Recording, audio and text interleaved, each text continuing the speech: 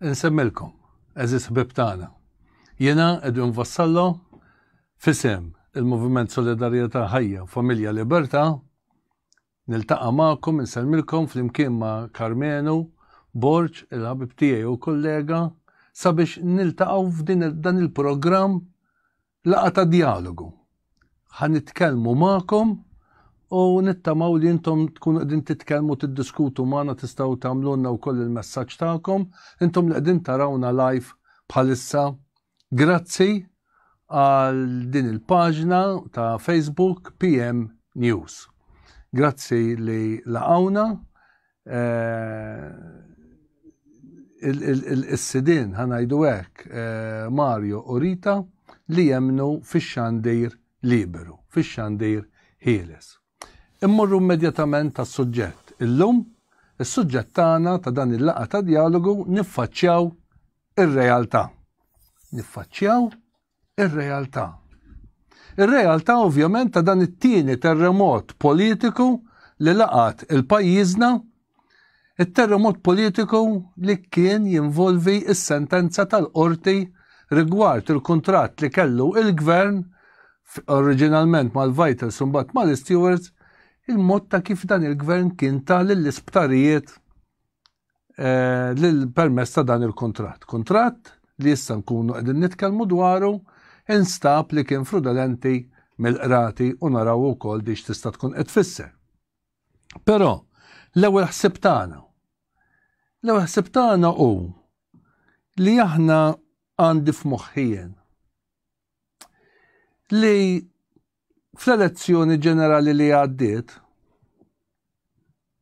kien hemm 60,000 mill-elettorat li jew ma marrux jivvotaw jew inkella ħasru l-vot.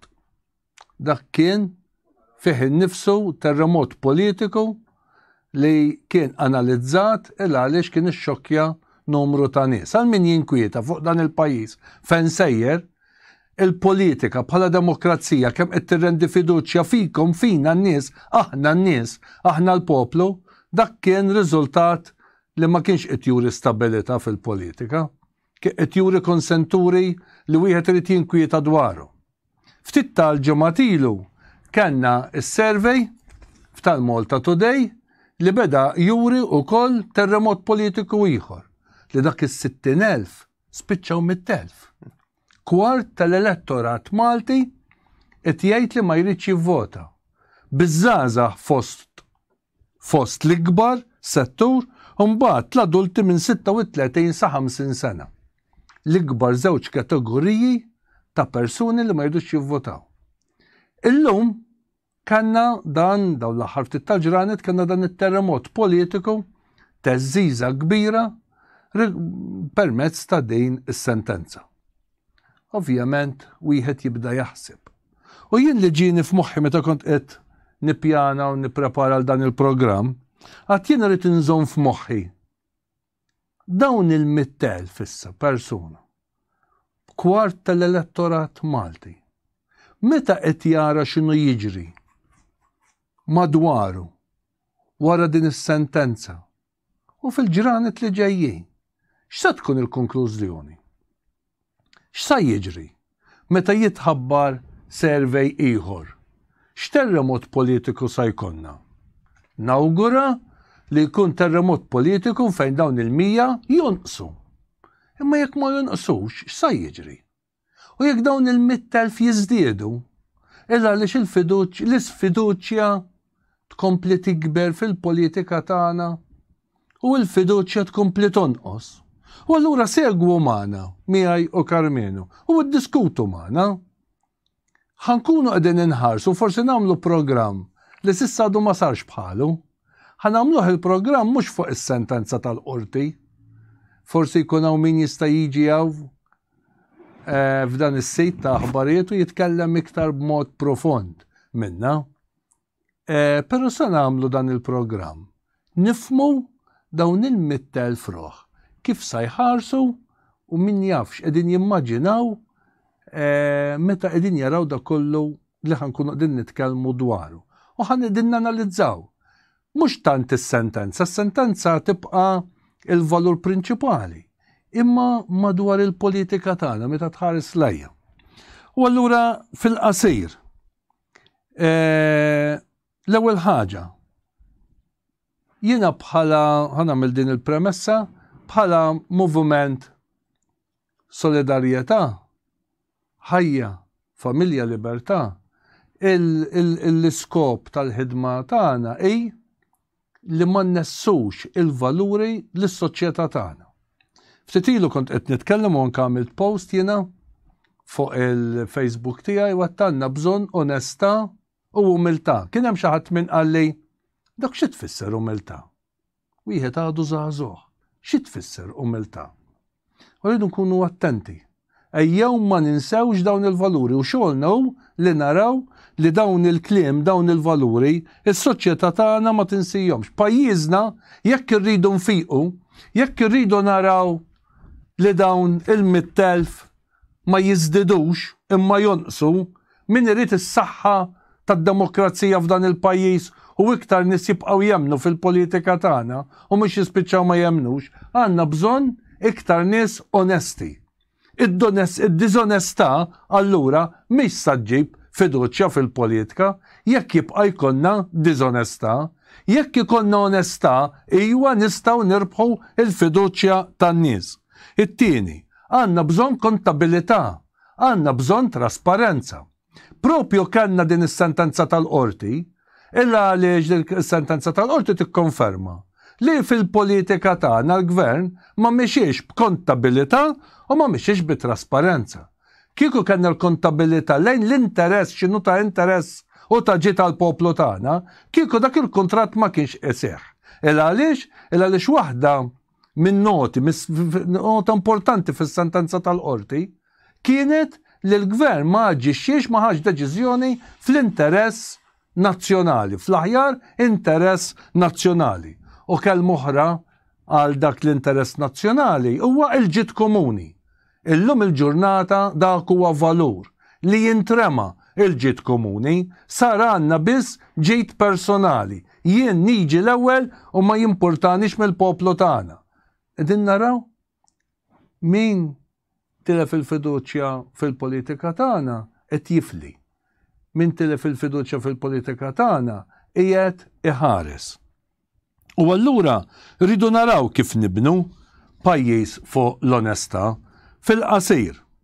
Din is-sentenza tat stqarrija waħda li dan il-kuntratti tal-gvern kienu fraudolenti qabel ma inkiteb il-kuntratt il għaliex kif tgħidilna s-sentenza tal-qorti kien hemm diġà qabel ma nkiteb il-kuntratt qisu ftehim collusion bejn il-Vitals u l-gvern, kien fraudolenti waqt l-evalwazzjoni tal-proċess ta' dan il-kuntratt il għaliex id-due diligence tal-investituri ma sarx kif mistenni u l-qorti qaltilna kienu kol fraudolenti wara li sar il-kuntratt meta il-gvern kien daħal fi ftehim ieħor li jagħti 100,000 euro jekk dawn il-kuntratti b'xi mod jiġu nulli mill-qrati tagħna.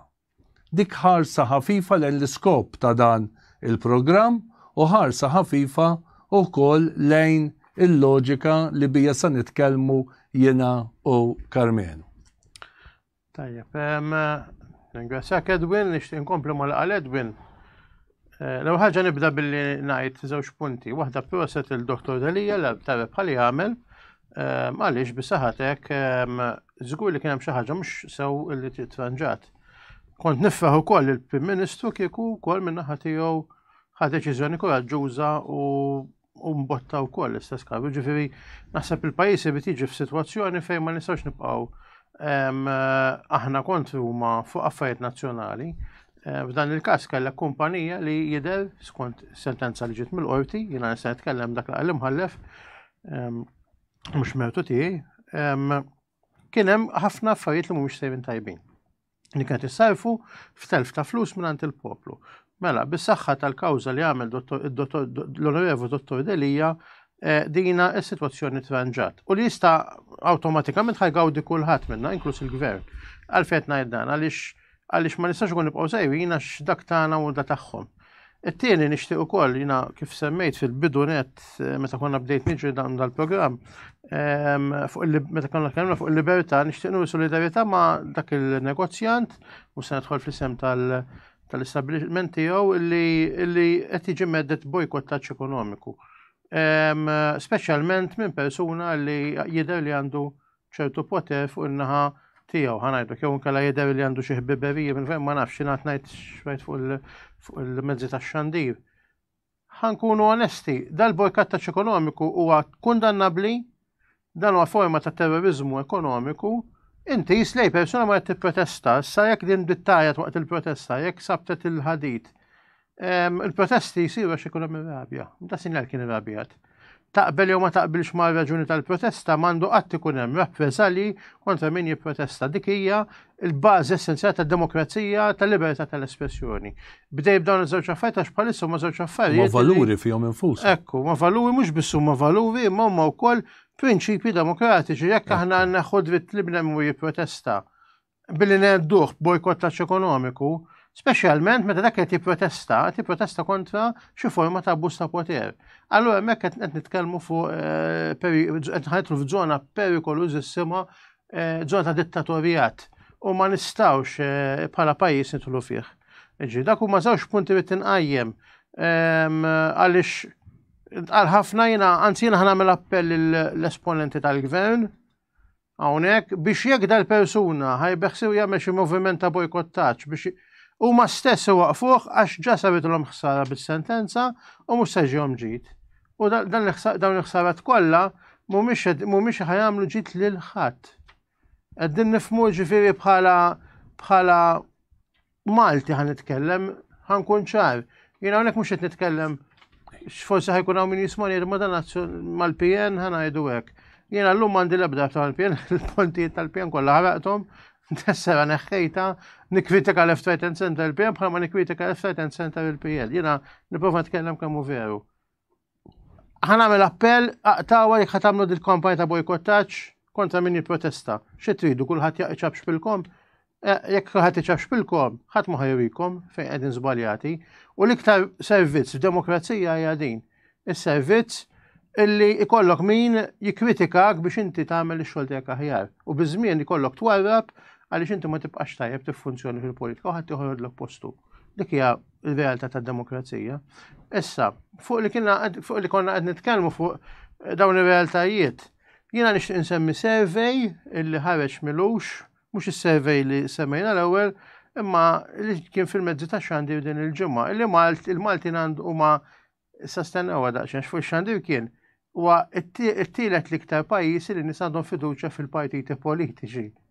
U meta rajtu qed imma possibbli daw. Mbagħad meta tara s-survey issib li ġo Malta ngħidu għandna 500,000 minn dan 500,000 għandek 150,000 barranin, kemm jiġu 500,000 ġi, mela jgħidu għandek 400,000, issa minn dak l-400,000 inti kollok it-tfal li ma jivvutawx, eccetera, eccetera. Mela minn pajjiż li fih daqs belt medja fl-Ewropa, mhux qed ngħidu belt kbira, pjuttost belt mhux kbira, bħala popolazzjoni, isimgħuha din 38% tal-poplu Malti għandu fiduċja fil-partiti politiċi. Mela dak li l-medja ġabuha dik tiegħek l-aktar pajjiż, ma fil-verità 62% m'għandhomx fiduċja kemm ekku, 62% tal-poplu Malti m'għandux fiduċja fil-politiċi. Jagħmlu ħażin jiena ngħid qed jagħmlu sewwa x'hekk int il-fiduċja tittirbaħha, ħadd m'obbligat għall-fiduċja. Jiena ninkwieta meta jgħidulek imma x'tbaxxi l-oħrajn jew inkella taf inti isek obbligat huwa meta konna fil-gvern aħna tajnikom ħafna ġid, daħħalnikom fl-Ewropa, tajnikom hekk. L-oħrajn kemm issa kemm meta ġiet il-Covid ara kemm ħiġilkom flus, kemm ma skużi ta'. Ġinti ħadd obbligani li jkolli fiduċja fik meta inti mhux qed tiġi trebbaħni dil-fiduċja.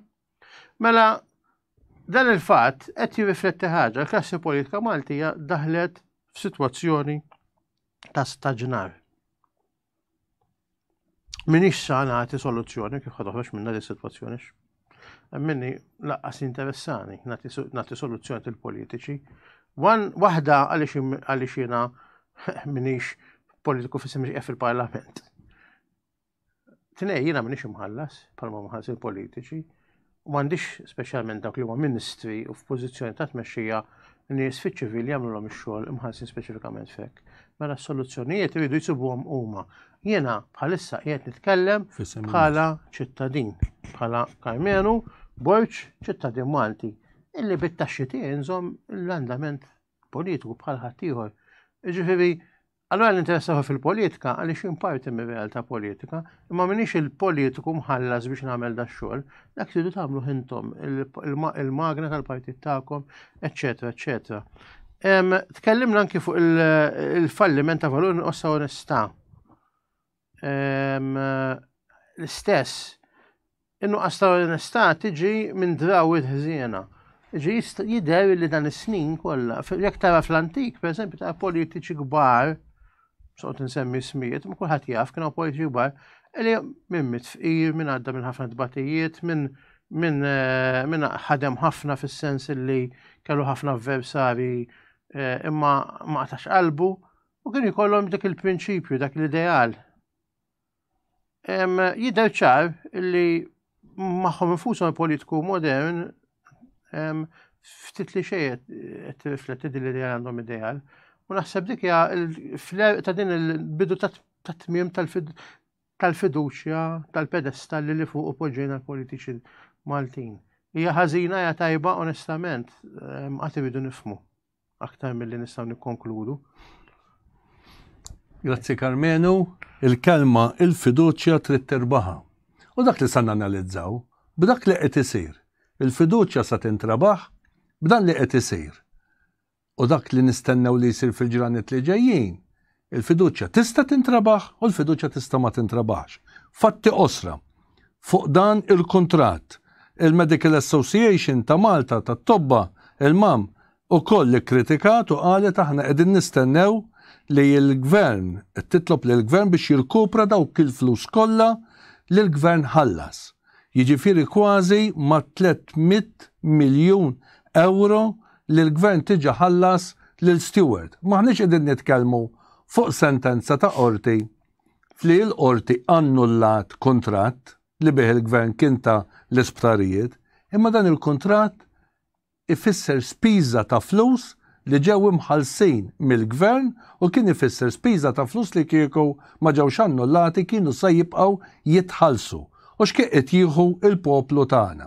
Jidher li ma kien qed jieħu xejn jekk qed jieħu biss il-ħlasijiet tal-ħaddiema li suppost kienu qegħdin jaqgħu taħt Stewart infushom dal-aħħar. Però niġu għall-mistoqsija it-tieni punt li nitkellmu dwaru.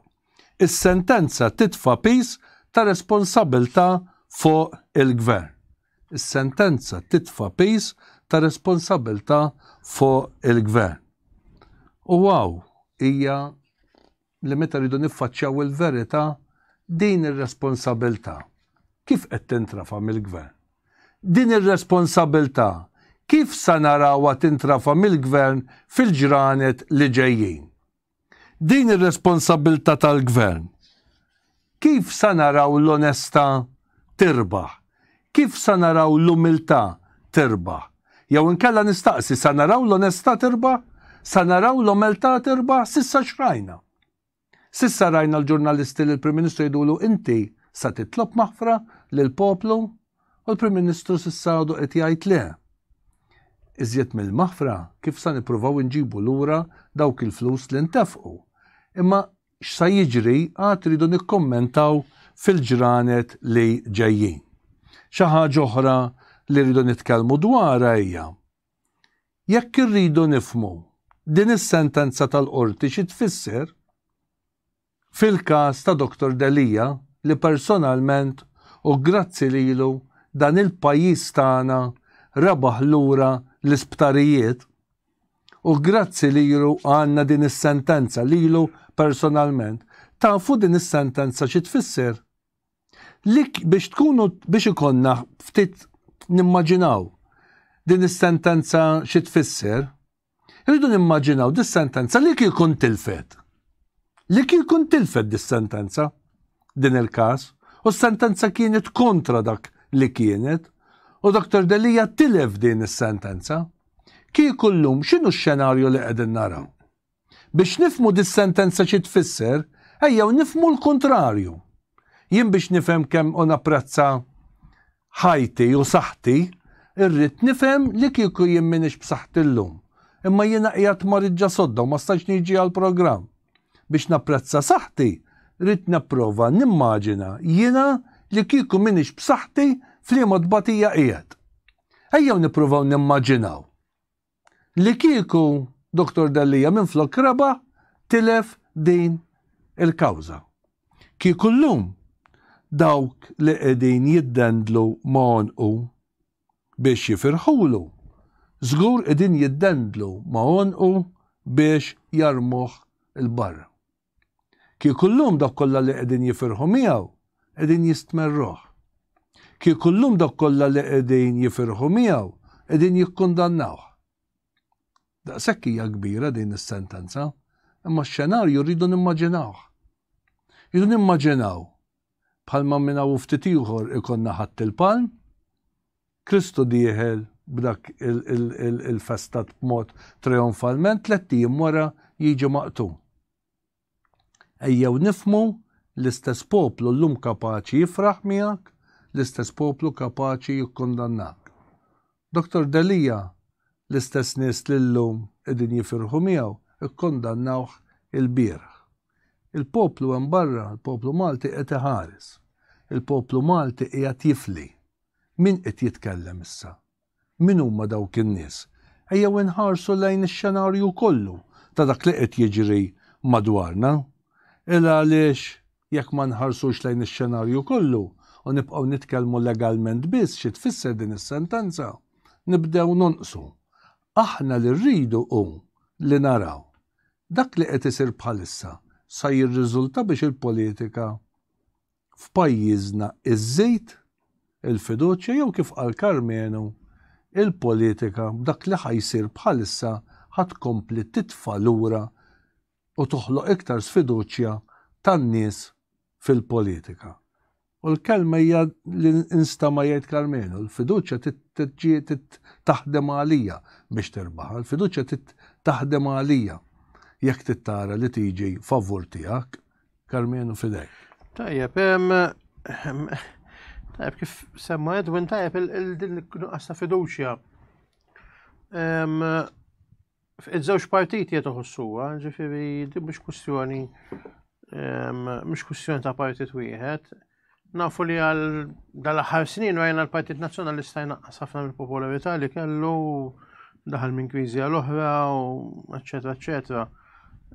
Kriżi fil-Partit Nazzjonalista ilha ġejja snin twal, ġifieri anke meta kienu fil-gvern.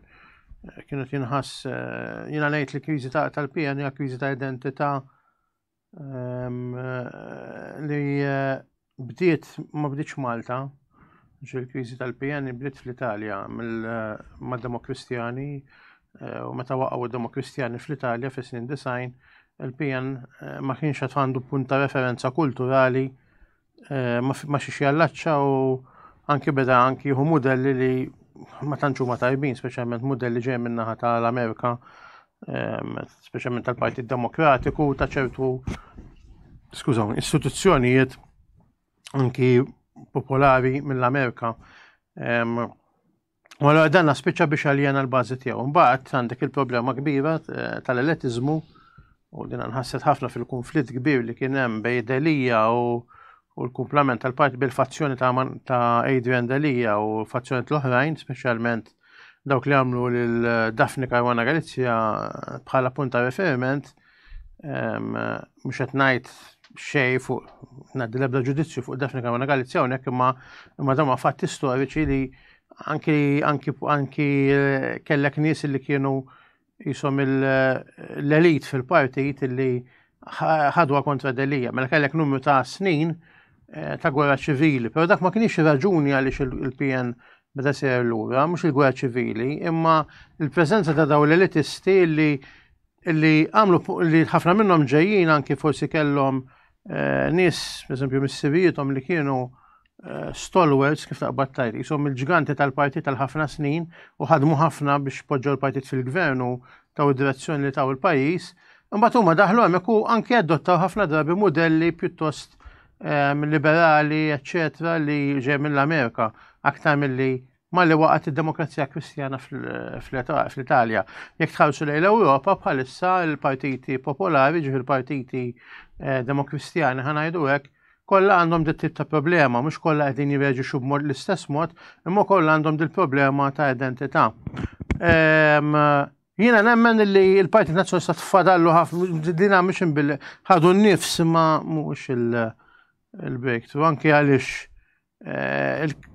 il-kawża tal-konflitt li beda ma ta' jidrenda li ħareġ għal kapu mbagħad ġie kontestat ma' kull kantuniera li beda jdur beda jsib ostaklu, għadhom hemm, ġifieri ħajkollok konsolidazzjoni minn Bernard Grech fit-tmexxija tiegħu, dan huma kollha affarijiet, ma ejja ma tfux daqshekk fek. Mela hekk huwa l-Partit Nazzjonalista li kif qed għandu din l-eletiżmu din li hija mħalta ma' kriżi identitarja u li mhux qed nara l-PN joħroġ minnha fil-fatt iktar anke tara demografija tagħhom anke is-survey li semma ftit tal-ġimgħat ilu wara trend li ilha għaddejja li bażikament l-unika żona ħanajdok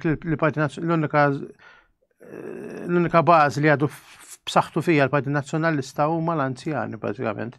In-nisa mezz'età ma l-aper ħanejdu hekk middle-aged people u speċjalment fl-anzjani. Iż-żgħażagħ u anki l-kategorija ta' adulti li ma baqgħux żgħażagħ huma ħanajdu hekk mhumiex daqshekk huma fil-bidu tal-mezz'età ħanajdu hekk jidher li m'għandhomx fiduċja fil-Partit Nazzjonalista, però anke jidhirfu l-fiduċja fil-Partit Laburista. U hawnhekk ħaniġu għall-Partit Laburista li wkoll għandu kriżi ta' identità, kriżi ta' fiduċja ġejja mbagħad minn fatturi differenti.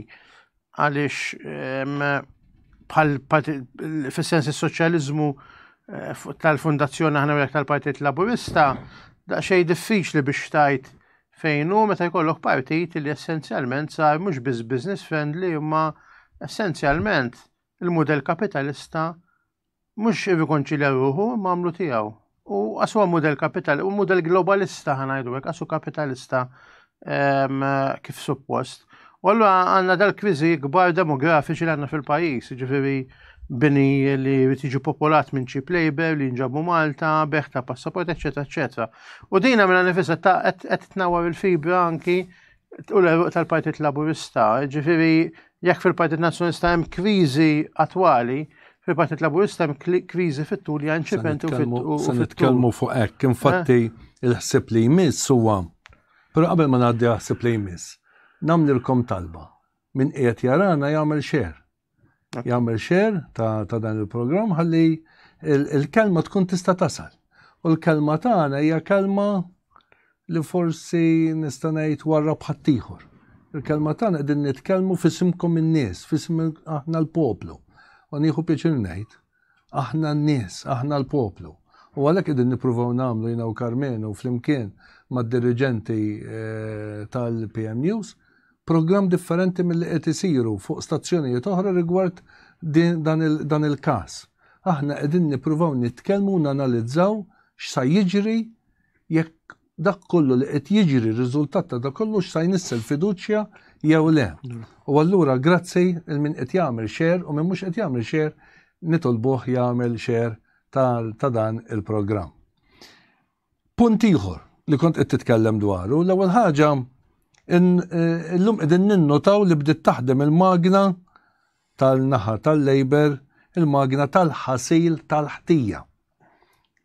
Nippruvaw ikun hemm kemm min-naħa tal-Gvern u n-naħa tal-Partit Laburista propaganda biex tnaqqas l-impatt tal-ħtija, il-ħtija li tafat fuq il-Gvern u allura ċe fuq il-Partit Laburista din is-sentenza tal-qorti. Ħtija li qegħdin nisimgħu il-Prim Ministru, il-Partit Laburista u l-Ministri li kien hemm anke fi żmien Joseph Muscat meta kien iffirmat dan il-kontratt le mhux jien. Kulħadd qiegħed ħanajdu hekk jabdika jitla farfar ir-responsabilità li jgħid jiem din mhix responsabilità tiegħi. U allura dik qiegħda toħloq konsenturi, dik qiegħda toħloq sfiduċja f'ħafna nies, għaliex fejn il-valur importanti huwa l-kontabilità, il-valur importanti huwa li terfa' r-responsabilità, għaw qegħdin naraw ċaħda ta' responsabilità, imma ovvjament dawn huma affarijiet li qegħdin jidhru, dawn huma fatti. Din issa mhux l-opinjoni tiegħi jew ta' Karmenu, jekk tħares lejn il-medja tal-Partit Laburista u tal-medja li hija ħanajdu hekk sponsorjata mill-Partit Laburista, qiegħda tipprova tagħti kemm xejn il-ħtija tal-gvernu tal-Partit Laburista. Però minkejja kollox, din is-sentenza toħloq ħanajdu hekk fil-partitarji ġenwini laburisti daqqa ta' ħarta. Kien hemm min anka kiteb u esprima lilu nnifsu għax huwa partitarju laburista ġenwin u għandu dritt ikun partitarju laburista ġenwin.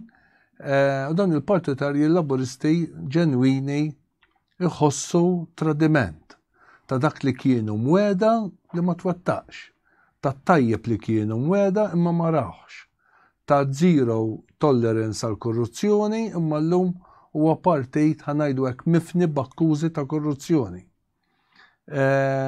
Joseph Muscat kien wieħed il-meritokrazija tgħidu li sejjer lura ma l-istorja minn hemmhekk bdiet u komplet. U llum għandna dak li għandna. Imma llum nagħmel rimarka jiena. Qegħdin tindunaw meta l-politiku jwarrab il-valuri umani ta' xi tfisser kontabilità, ta' xi tfisser onestà, ta' xi tfisser serjetà, ta' xi tfisser umiltà, ta' xi tfisser zero tolerance għal korruzzjoni kif kienu mweda. Tindunaw li meta dawn il-kliem jitwarbu mill-ħajja ta' kuljum tal-politiku u ma jibqgħux ir-riga tas-sewwa f'liema ħmiġ tar-realtà politika nibdew ngħixu. Allura bir-raġun kollu li niġu nippruvaw nitkellmu u jien nemmen bisħiħ li ma nistgħux nirbħu lura l-fiduċja tagħkom in-nies. Jekk il-politiċi ma jerġgħux lura għall-valuri, ma nistgħux dan il-pajjiż innatfuh u nwarbu l-korruzzjoni. Jekk min irwarrab il-korruzzjoni xorta jemmen li bil-liberalizmu jaħseb li sa jasal x'imkien, le ma nistgħux inwarbu l-korruzzjoni. Jekk nemnu li the end justifies your means, le ma nistgħux inwarbu l-korruzzjoni, ma nistgħux inwarbu l-loġika li l-gideb m'għadix tikkonsidra ħażin, li s-serq m'għadix tikkonsidra ħażin, allura kważi jiblaħ tkun jekk ma tisraqx. Ara x'inhu jiġri llum. Bħal meta konna tlifna ftit tax-xhur ilu minħabba l-korruzzjoni u l-akkużi ta' korruzzjoni fuq dan il-pajjiż, konna tlifna il-fiduċja tas-settur bankarju, tas-settur finanzjarju, ta' awtoritajiet dinji li tħallna fil-grey list. Tara x'ġiranna. Għax tħallna fil-grey list, illum meta inti tmur il-bank ħafna mistoqsijiet. Għaliex illum qed ikollok ħafna mistoqsijiet? Għax kien hemm min iddeċieda il-ftit ta' li toddhom fuq ejt waħda. Iddeċidew li jridu jisirqu meta jitlu fil-politika. Iddeċidew li jwarbu l-valuri tas-sewwa. Ara x'ġaranna llum. Inti meta tidħol il-bank ħafna mistoqsijiet. Inti meta tidħol il-bank jikkonsidrawk ħallil. Qed taraw xi tfisser x'inhu l-prezz ta' meta nwarbu l-valuri. Xukultant ikun hemm min jgħidlek wien inti tippriedka. Mhux nippriedkaw fil-vojt, qegħdin nuru li jekk mhux se jkollna nerġgħu lura dawn il-valuri bħala pajjiż ma nistgħux ninġabru lura. U allura din hija ħsieb li fuqu rridu naraw li nitkellmu, ir-raba' ħsieb rajna midja indipendenti tipprova wkoll tara kif tnaqqas ftit mhux ħafna ftit l-impatt tar-rabħa ta' Delija u tipprova tnaqqas ukoll xi ftit għax illum ma tistax tkun daqshekk fil-wiċċ u fid-der illa għaliex l-affarijiet għadhom friski, imma l-ħtija minn fuq il-Prim Ministru. Għaliex dan il-Prim Ministru attwali ma kienx il-Prim Ministru li fi żmienu kienu iffirmati dawn il-kuntratti. Ma tibda tara tibda tara kif l-aħbarijiet li jaslu għalkemm bħalissa kollha jidru f'farruċjati jitkellmu ħanajdu hekk kontra dan il-kontratti, ma tibda tara wieħed irid jibqa' jara issa x'sa jiġri fil-ġranet li ġejjin, x'sa jiġri fil-ġimgħat li ġejjin. Punt ieħor li kien qed jitkellem dwaru Karmenu nieqafgħu ħalli nerġa' nagħtih lura il-kelma li fil-waqt li rajna da kollu fil-kamp laburista, ma fil-kamp tal-Partit Nazzjonalista rajna li min kien qiegħed 13 snin ilu iwarrab il-Dr. D'Elia u ħasem fil-kolb ta' stat numru ta' snin ilu biex tneħħa D'Elia issa qed jidher jiddendel ma' D'Elia. In-nies jaraw, intom qegħdin taraw u jkun hemm min jikkummenta ma' dan il-karnivalizmu, dan il-faċċoliżmu, fejn se jwassal f'dan il-pajjiż? Għax dak li hu ħażin fuq in-naħa tal-Labor jidher li huwa ħażin. Imma n-naħa l-oħra, kif nistgħu nirranġawhom l-affarijiet? Jekk idu nirbħu l-fiduċja lura, x'nistgħu nagħmlu biex ikun hemm rebħ tal-fiduċja? Kien hemm kolb ta' stat li kif kien qal ex-Segretarju Ġenerali Clyde Puli fuq TVM. Kważi dak kollu li kien sar kien kontra l-istatut tal-istess Partit Nazzjonalista. U illum, jekk hawn min qed jitlob maħfra minant il-Prim Ministru. Allura biex il-Partit Nazzjonalista jidher iktar lest li jkun onest. Fiex inħanaraw din l-onestà? Hemm barra min qed jistaqsi, hemm barra min qed lest biex josserva u jara x'sa jiġri. It-teatru huwa miftuħ. Il-teatru fih qegħdin naraw kif qegħdin iġibu ruhom min-naħa tal-gvern u kif qegħdin iġibu ruhom min-naħa tal-oppożizzjoni. Finalment xi darba l-poplu se jkun jiġi mistoqsi anke matul survey, in-nies jiġu mistoqsijin u aħna n-nies nirrispondu. U aħna l-poplu nirrispondu. Jekk b'dak li qed isir bħalissa b'dak li se jsir fil-ġranet li ġejjin u fil-ġimgħat li ġejjin issa tiżdied il-fiduċja jew le. Jien personalment nemmen li jekk il-Partit Nazzjonalista u l-Partit Laburista rridu jroddu lura lilhom infushom u jsiru tan-nies, irridu naraw doża qawwija ta' onestà u ta' umiltà. Jekk quddiem dal-ħażin kollu li rajna jsir, min il-Partit Laburista l-ħażin għamlu b'mod, min fil-Partit Nazzjonalista għamlu b'mod ieħor, jekk maħnissa naraw onestà u umiltà biex verament il-politika narawha titnaddaf minn korruzzjoni fuq ta' naħa, titnaddaf minn arroganza u elitiżmu fuq ta' naħa oħra. Jiena naħseb ma nkunux nistgħu inħarsu lejn politika u ngħidu dan il-pajjiż għandna fejn ninġabru. Tajjeb, semmit minn żewġ punti, waħda l-medja speċjalment il-medja indipendenti li hija normalment tal-lingwa Ingliża u Malta. Mbagħad għandek il-medja tal-Knisja li tkun bl-Ingliż u bil-Malti. Dak li mbagħad l-ħojna tal-partiti, sewwa mela il-medja indipendenti u anke qed nifhem anke il-medja tal-Knisja li għandi ċertu riservi lejha kemm qed taqdi l-funzjoni ma dik ħaġa oħra il-funzjoni pastorali tagħha ma insomma. Mela iva, din l-logħba dina donnu kienet mill-ewwel ġurnata kienet kontra D'Elia. Jiena fl-opinjoni tiegħi kienet kontra D'Elia li D'Elia kienet jirrappreżenta kurrent fil-Partit Nazzjonalista il-medja tal-lingwa Ingliża qatt ma ġobha. Il-kurrent pjuttost dak il-kurrent li jersaq ħafna lejn l-eruq pjuttost tal-ħaddiema tal-Partit Nazzjonalista. Ma rridux ninsew realtà l tal-Partit Nazzjonalista bdiet fawdex u fin-naħa t'isfel ta' Malta. Ġi ma bdietx fil-postijiet li aħna nassoċjaw mal-Partit Nazzjonalista. U jiena li ħaġa kont nosserva anke waqt il-kampanja tat-tmexxija ta' Adrian D'Elia kienet li f'daw in-naħat kellu ħafna appoġġ. Hija xi ħaġa interessanti ħafna, donnu jkollok eruq storiċi jkunu mitfunin u jibdew ħerġin jerġgħu mill-ġdid. U donnu l-kampanja ta' medja Ingliż, donnu dina ħaġa di realtà ma ġbitix tal-lingwa Ingliża, mhux qed ngħid il-medja Ingliża, ma jpurtawx jiġu Malta l-aħħar u jagħmlu sew. Imma dik waħda, it-tieni punt li semma innuqqas kbir ta' fiduċja ħanajdu hekk l-ħaġa resistenza nuqqas ta' fiduċja fih. Imma l-imbagħad l-ostilità baqgħet iġġebbed jekk kienet gwerra birda, jekk kienet gwerra miftuħa, eċetera, eċetera. Però mbagħad ma li rebaħ din il-rebħa Delija u rebħa ben meritata b'riski kbar għalih innifsu. Dan ħa riski enormi. Daqqa waħda spiċċa kulħadd ishom il-firditina spiċċaw f'ġimgħa, anzi f'inqas minn ġimgħa, f'nofs ġimgħa s-salna kull minna. Daqqa waħda da spiċċa u kulħadd jirkeb u mbagħad anki kellek dawk l-elementi kienu kontri ħallu rebħa kbira u bdew jassoċjaw għax dak l-ewwel wieħed li qala li l-ewwel ħarġbija, eċetera, eċetera. Fl-opinjoni tiegħi dina hija sintomu ta' nuqqas ta' validità ta' serjetà, ġifieri minn ma neħħi il-mertu tal-rebħa li kif qed hija importantissima turi dina l-problema kbira kważi kif qed int karnevaleska. Punt li xtaqt nislet ukoll hija nuqqas onesta minna tal-gvern.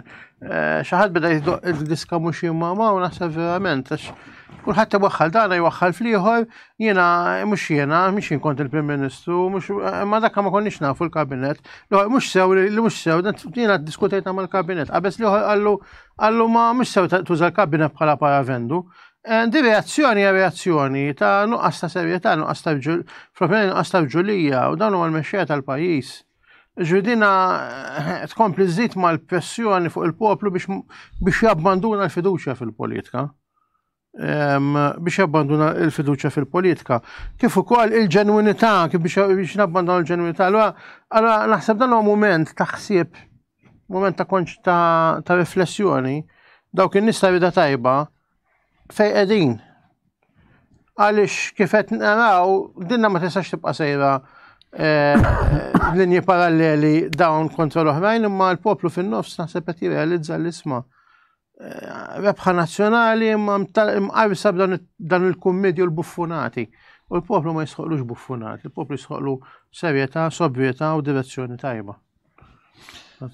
Nabdew biex nikkonkludu u l-aħħar ħsieb tiegħi kif bdejna fil-bidu. Irridu niffaċċjaw il-verità. Il-verità fih innifsu hija valur. Il-verità hija valur.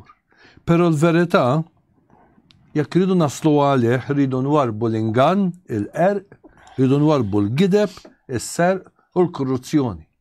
Rridu nwarbu l-faċċoliżmu. Il-faċċoliżmu li fih innifsu u d-diżonestà hijhom huma gideb, huma serq tar-realtà. Qegħdin nindunaw. Jekk jiena nuża nerġa' ngħid il-kelma rridu niffaċċjaw il-verità, l-poplu tagħna qed jiffaċċja l-verità. Flimkien mal-politiċi jridu niffaċċjaw il-verità. Liema karta sa jilagħbu issa il-politiċi tagħna? Kif sa jġib ruħu l-Partit Laburista biex man-nies tiegħu jinġabar? Kif sa jġib ruħu l-Partit Nazzjonalista biex man-nies tiegħu jinġabar? Kif sa jġibu ruħhom biex ma dawk li tilfu l-fiduċja fil-politika jinġabru? Għax li titkellem ma dawk li huma persważi minnek huwa mod. Imma kif sa twassal messaġġ biex tinġabar mal-poplu kollu? Biex tinġabar magħna n-nies? Biex tinġabar magħna l-poplu? U l-poplu? Aħna n-nies. Meta qegħdin inħarsu naraw dak li qed jiġri madwarna. Fiex ħin sa naraw it-trasparenza? Fiex ħin sa naraw il-kontabilità? Jien nagħmel sforz. Jiena dini l-iskop tal-ħidma tiegħi. Din l-iskop li qetaw jien ma' Karmenu. Dan huwa l-iskop għaliex jiena ngħatajt l-ispazju mill-PM News. Sabiex jiena nkun nista' nitkellem fuq valuri. Għaliex jekk ma nista' nitkellmu fuq dawn il-valuri, min irid jaqret is-sewwa f'dan il-pajjiż jispiċċa jnissi, iwarrab. U ma jibqax iktar jitkellem u jfakkar x'jiġifieri l-kelma verità. Ma jibqax iktar ifakkar x'jiġifieri l-kelma trasparenza, x'jiġifieri l-kelma kontabilità. Ma jibqax infakru x'jiġifieri l-kelma onestà. Ma nibqgħux infakru x'jiġifieri l-kelma trasparenza u umiltà. Però aħna għandna bżonn l-onestà. Għandna bżonn l-umiltà. Għandna bżonn xi ħadd jinżel u jgħid Sija jekku Prim Ministru, sija jekku kap tal-Oppożizzjoni. Min għamil il-ħażin il-bira, għamlu x'għamlu. Irrid jinżelu b'umiltà. Jitlob maħfra, imma mal-maħfra mbagħad irid jarfa' r-responsabilità. Meta se nibdew nerfgħu ir-responsabilità? Politika dak li tfisser. Politika tfisser terfa' ir-responsabilità. Fissem il-poplu Malti. Dak li qalet is-sentenza tal-qorti, l-iktar sentenza li laqtitni, id-din id-deċiżjonijiet dawn il-kontratti ma sarux fl-interess tal-poplu Malti. Għaliex warrabnieh dak li konna nsejħu l-valur tal-ġid komuni. U nisħaq jien kemm huma importanti għal daqstant il-valuri fil-ħajja politika tagħna. Il-valuri fil-ħajja personali tagħna. L-onestà, narġa' ngħid l-umiltà, is-sens ta' responsabilità li niffaċċjaw il-verità u mhux naħarbu milli niffaċċjaw il-verità. Ħbib tiegħi, il-programm jasta jasal fit-tmiemu issa wara li jitkellem Karmenu, però din is-saga dan it-terremot li seħħ, terremot li għadna ma nafux x'inhu l-impatt tiegħu. Għadu kmieni wis biex ngħidu x'effett se jħalli. Nistgħu niġu għaw ġimgħa oħra għax jinqala xi ħaġa oħra. Nistgħu niġu għaw 3 ġimgħat oħra u ngħidu ma ġara xejn. U ngħidu l-poplu tagħna tilef iktar fiduċja. Jalla niġu għaw.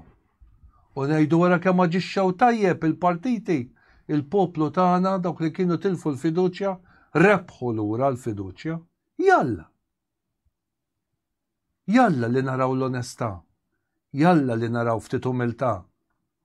Jalla li nibdew naraw li l-onestà u l-umiltà tibda twassal biex dawk 300 miljun euro ikunaw min jaħdem biex iġibhom lura.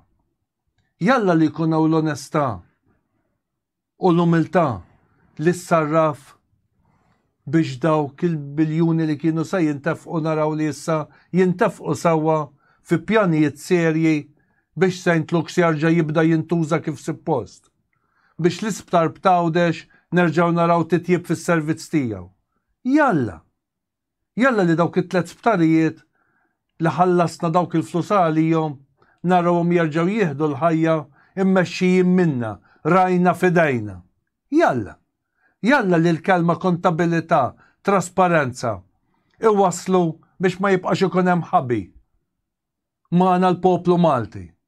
Jalla li aħna n-nies, aħna l-poplu Malti. Dan it-terremot ngħidu ħriġna minnu b'saħħitna. Imma jalla li aħna bħala poplu Malti aħna n-nies ma nkunux il-vittma ta' dan it-terremot. Aħna nkunu il-vittma li għatridu joħorġuna minn taħt it-terrapien ta' dan it-terremot politiku. Wieħed għad irid jara, magħkom sa nkunu qegħdin mixjin f'din ir-realtà u nkunu nistgħu niġu u nerġgħu niddiskutu magħkom.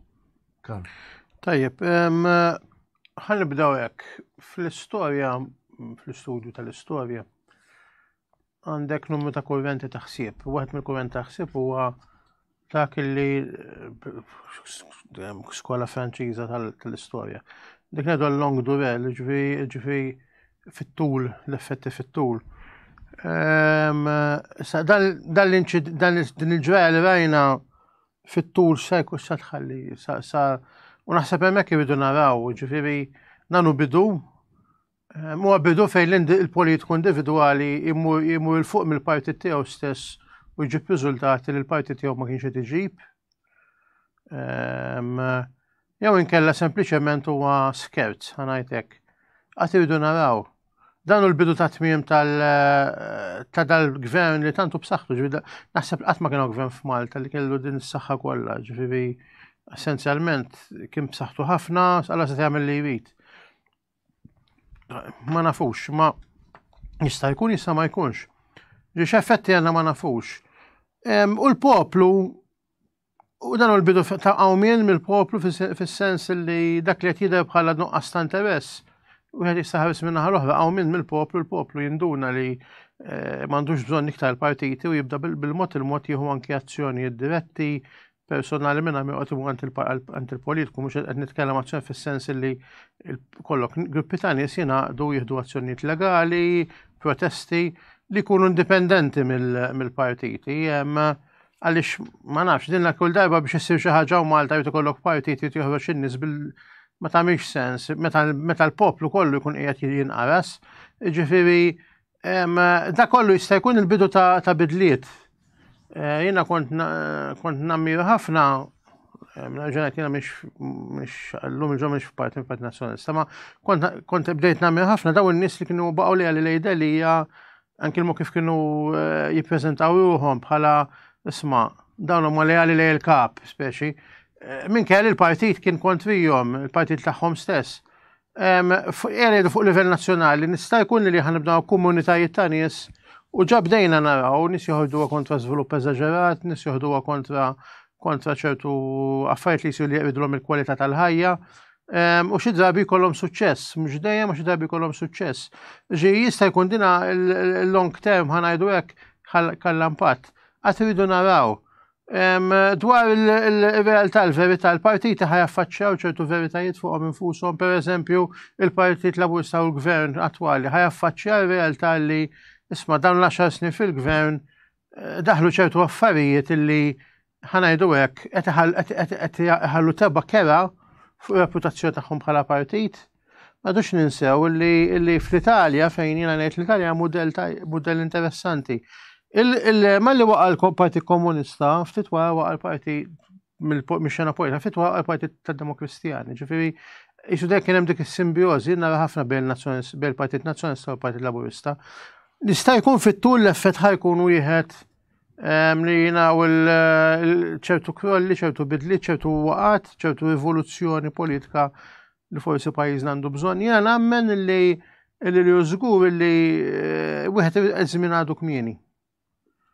Iż-żmien għadu kmieni ma nistgħux nieħdu dik finali, deċiżjoni finali, però għandna ħiel, għandna mappa.